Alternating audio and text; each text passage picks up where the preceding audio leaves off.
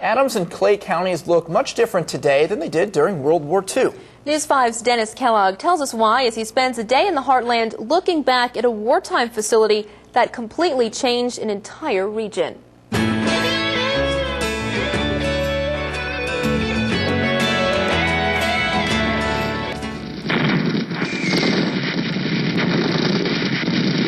World War II may have been the most influential event of the 20th century. That was certainly true for Hastings and the surrounding communities. The war brought with it the construction and operation of the Naval Ammunition Depot. Since we were fighting both in Europe and in the Pacific, they wanted a naval ammunition depot midpoint in the United States. Walt Miller knows more about the history of the depot than just about anyone. He's been studying it for years.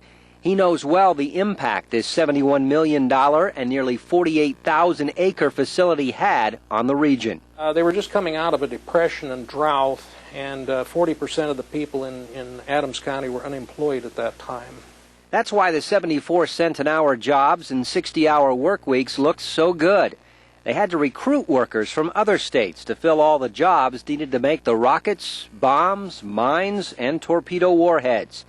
40% of all the ammunition used by the Navy and Marine Corps was made in those factories. They brought in boxcar loads of bulk explosives, TNT and other granules, and from all over the country, machine shops produced to specifications both the projectiles and the casings.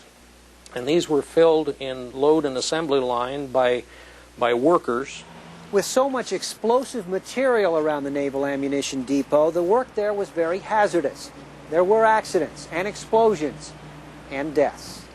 The biggest explosion was September the 15th, 1944 at 9:15 in the morning, and a transfer depot went up. More than 1 million pounds of TNT went off in that explosion that was felt from Omaha to Kansas. And the shock wave that rolled through the ground knocked fruit off the farm cellar walls 30 to 40 miles away. The shock wave rolled through the ground in Hastings like an earthquake, and some of the basement walls that were in Hastings houses at that time are still bowed to this day from that shock wave. The depot was also used during the Korean War before eventually closing in 1966. The depot provided a major economic lift for the region when it was most needed, but many felt it was time to move on. It so completely dominated Hastings and Adams County that certainly the city fathers and a lot of the business owners and so on would like to see Hastings get its own personality back and not be dominated by a military facility. And while Hastings has moved forward, the Naval Ammunition Depot will always be one of the most important parts of the city's past.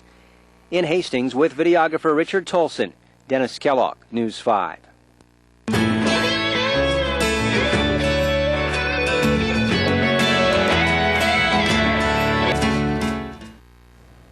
The government took much of the land for the depot from local farmers, paying them about half of the market value. Some had only 10 days to leave, and none of the farmers ever got their farms back. Now you can learn more about the Naval Ammunition Depot at the Adams County Historical Society located inside